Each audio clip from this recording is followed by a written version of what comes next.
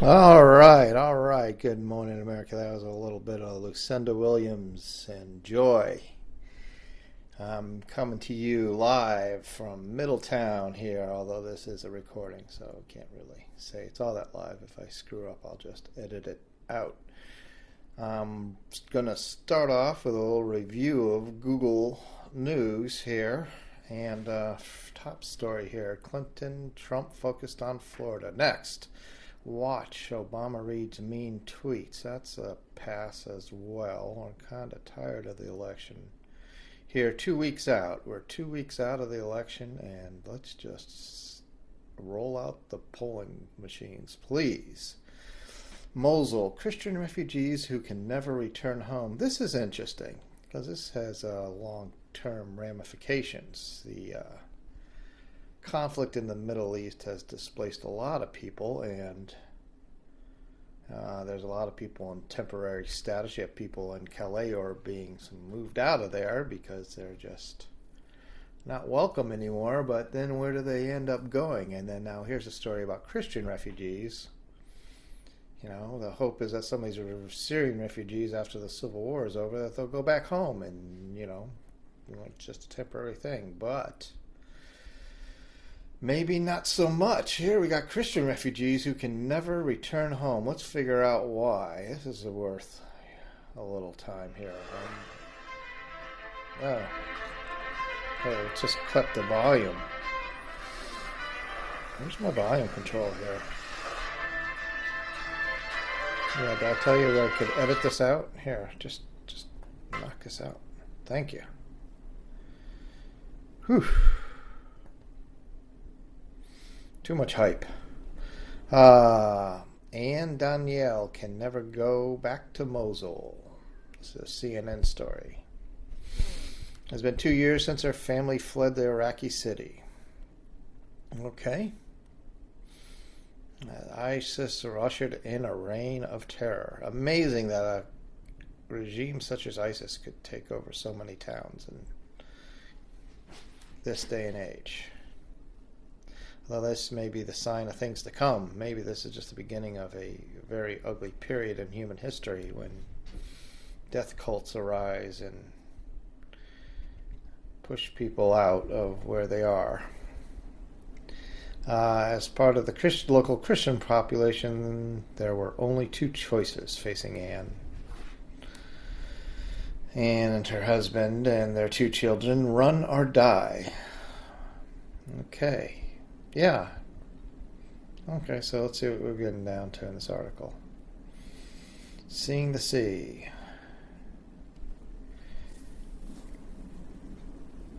Well, that's a sad story about people had to leave the Mosul and go someplace else. So, why can't they go back? Churches were bombed, Christians were kidnapped, killed, and many followers living within the city were made homeless. Okay. Well, I guess because their homes aren't there anymore. Yeah, that's a problem. You look at Aleppo and the bombing there. Why would you go back there? There's no infrastructure, there's no water, there's nothing, it's unlivable. So, I don't know what the reconstruction of Syria and Iraq is going to be like. It could be a long time coming, and certainly the refugees don't have the capital to just move back, and there are things that have to be rebuilt if we want them to return, and are we willing to make that investment? Are we just going to keep them interminably in refugee camps? I don't know. So, something to think about. Yep. You wonder if the trends in the Middle East are getting increasingly sectarian to the point where you just don't have people with different religious beliefs living in the same cities. And that happened in Iraq, in Baghdad. It really, it was the Euphrates River, the dividing line between the Sunnis and the Shiites. There's a lot of militias going around, a lot of death squads out there doing their part to ethnically cleanse their neighborhoods. So, interestingly enough, the internet played a role with house swapping. People who were on the wrong side of the river were swapping back and forth to efficiently effect this ethnic cleansing voluntarily, just to avoid the whole, conflict. So who can blame them? You got people coming door to door. And that's been going on a few years. That's the genesis of the old Passover, where they mark the door. If you got the lamb's blood on your door, it's a sign that, the death squad had already come, because they were going door to door. They had to, account for everybody. And so after they killed people, they'd put their blood on the door saying, hey, look, we've already been here. So Iraq and Syria, they've already been there. Blood is on their door. So that's a little bit on the Middle East. Let's see what else we got here on Google News that's relevant to my audience, I would hope. Obamacare premiums are going up 25%, so what happens next? Well, this is a big game of chicken, the healthcare reform here. They fund it for a little while. They kind of get you across the Rubicon. Now you got a bunch of people dependent on the government's healthcare plans, and you bump up the price on them. They can't afford it. Well, now what do you do? HHA, Health and Human Services. Health and Human Services on Monday confirmed that benchmark premiums on healthcare gov will dramatically jump next year, re-injecting Obamacare into the political debate just 2 weeks before the election. Could have an impact on some people, some people's voting decisions. And the latest bad headline for Obamacare in this series this fall. Yeah, this is not going to change the presidential election, but there's some tight Senate and House races that still are in the balance, and this should not be a surprise that premiums are going up. With major insurers dropping out of the exchanges, Democrats acknowledging the law needs fixes. So this is something that's going to come up in the new administration, but the 25% rate hike is especially eye-catching. Average prices for the second cheapest silver level plan, used as the benchmark to determine premium subsidy levels, had increased by just 7.5% on average in 2016 and 2% in 2015. Yes. So I think a big part of it is that people are just not as healthy as they used to be. We have an aging population. We also have dramatically overweight population, and that diabetes is a big secondary condition to obesity, and now now the government kind of owns that liability. So maybe in the long run this will lead us to have healthier policies. Maybe we'll change some decisions about our subsidies of the grain industry that lead to ever emptier calories being marketed. And that's worth exploring here. It all ties in. It may seem like a tangent, but for a long time, all this corn syrup and the stuff that's been selling out there, well, the government was making money off of it because the big companies were making money off of it, and if there was a health care crisis caused by it, well, the government wasn't on the hook for that. Now they are. So now this may force us to address this phenomenon in our food supply. The subsidies we give to the corn growers rewards them for having a very dense crop, growing a lot of corn in a small area. And the kind of crops that grow well close together are the ones that don't require a lot of soil because they don't really draw up any nutrients. They're basically creating, cellulose and, a very simple crop there. So it doesn't have any nutrients in it. And as a consequence, that's one of the reasons why we have so many people who are at a very young age becoming morbidly obese and getting into, what used to be called late onset diabetes. It's not so late anymore. And so why does this have to do with the price of Obamacare going up? Well, the premiums are skyrocketing. Well, because claims are going up.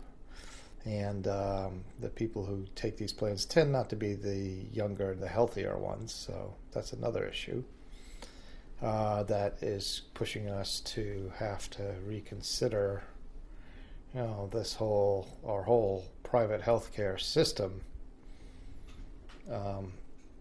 Last many years has tried to avoid some of these claims by having groups that just don't have sick people in them, and kind of leaving the sick people, high cost people out there to take on the government plans as plan of last resort. So Obamacare premiums skyrocketing around the country, up nearly 75% here in Arizona. Wow. Why is Arizona going up so fast? Attacked McCain's rival Ann Kirkpatrick for saying she's proud of the law. Donald Trump's campaign also attacked the ACA, while Secretary Clinton wants to expand the failed program known as Obamacare. Mr. Trump knows the only way to fix our nation's failing healthcare system is complete and total reform. What does that mean? I don't know. And we're never going to find out because he's not going to win. Concerns that problems run deeper. He says stress that healthcare gov shoppers can avoid the brunt of premium hikes by looking for the lowest cost plans. Yes. Nearly 3/4 of customers could pay less than $75 per month on premiums, thanks to federal subsidies. Hey, that's not so bad. Not so bad. Some observers said those are only panaceas. They are panaceas or they are not? That's confusing. Administration solutions shop around or increase subsidies are little comfort, said Joel White of the Council of Affordable Health Coverage. Shopping for a lower cost plan will mean worse access to doctors. Yeah, that's probably true. More spin won't solve this. Yeah, well, it is expensive.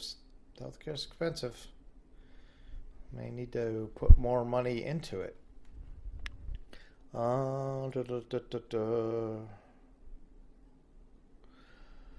So that's sort of the bottom line is we're seeing the first iteration of Obamacare hitting the financial wall, and the Congress and the new president is going to have to come up with something a little bit different than what we got today. But I think that was part of the plan all along, was to get us across the Rubicon. And this may force us to have a pool that includes healthy and unhealthy alike, and also to do more to improve the health of all Americans. And again, I think that may have a follow-on effect down the line of impacting the subsidies to the grain industry. A big reason why we have so many big overweight people.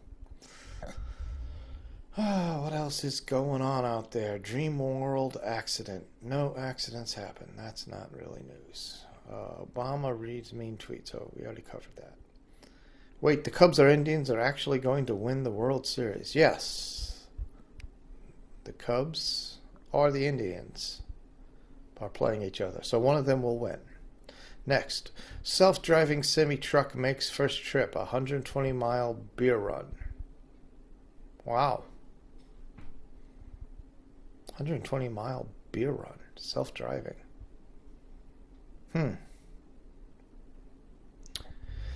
Yeah, so if you're got a self-driving car and you're over the legal limit, are you a DUI? I think so. Interesting. More and more automation in our lives. Self-driving. There's a lot of that could be a lot of positive safety benefits to a lot of this self-driving technology.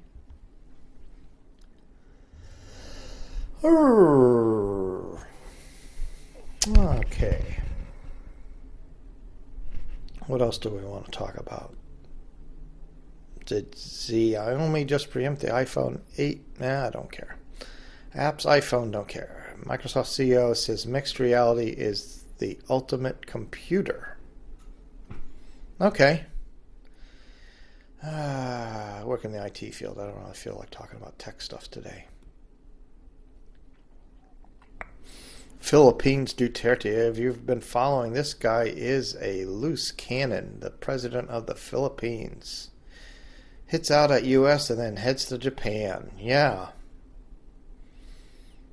He has a lot of entanglements with death squads. Reminds me a little bit of the old Indonesian president, and back in the year of living dangerously there, back in the late 60s, in the Vietnam era, we supported the Indonesians' persecution of a minor league genocide, really. A lot of people murdered in mass by the government's henchmen, sidekick militias, and what have you. So in the Philippines, they've gone after drug dealers and the like. So, nice Philippine nation has a darker side that seems to be not altogether uncommon for Southeast Asia. You know, you had the killing fields in the 70s, 60s Indonesia. You had, a major murder spree, hundreds of thousands, and then here in the Philippines again, the willingness to employ death squads here, and that's something that's foreign to us in North America. We don't really, we don't experience that thing, but in other parts of the world, it's not at all uncommon for this to happen, whether we like it or not. More here about the Calais jungle. The demolition of camp gets underway. Yep, we are getting to the end of our patience with the the Europeans are getting to the end of their patience with refugees coming in from Africa, principally, and the Middle East. How much of the excess population from Africa and the Middle East can the Europeans take on before they become a third world country? That's the concern. That's the political impetus there, and that's something. United States, we have this, giant overpopulation issue south of our border, going, down to Latin America, and people are on the train, up north, and certainly a big issue. I don't know that the solution of it is just taking on people ad infinitum. So I think at some time, but so many Latinos have established themselves north of the border that politically the United States has to address the preferences of the Latino community in our democracy. So we may be seeing a reconquest of places in the United States that were formerly Spanish by the new Spanish. And that's sort of the way of the world. I think you're seeing for 400 years you had white, male, English people dominating from coast to coast, the United States and most of Canada. And you look at the presidents, they're all white male Christians, and up until the current administration, and now it's a sign of the times. After 400 years of white hegemony, we're getting all kinds of non-whites empowered in our country, and that's obviously disquieting to a lot of the people who are used to the white Christian world being in power in the United States, and now it seems to be transitioning quickly to a future. And then you look at the demographics, you're going to get more and more voters who are non-white. So that is the way it is, and it's not going well. Some people are very agitated by this development.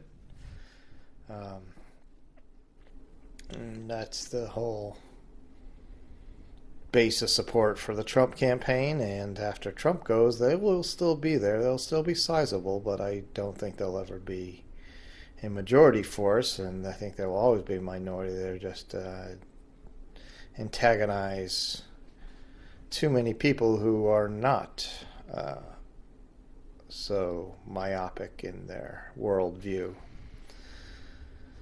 So that's the way it is. October 25th, 2016.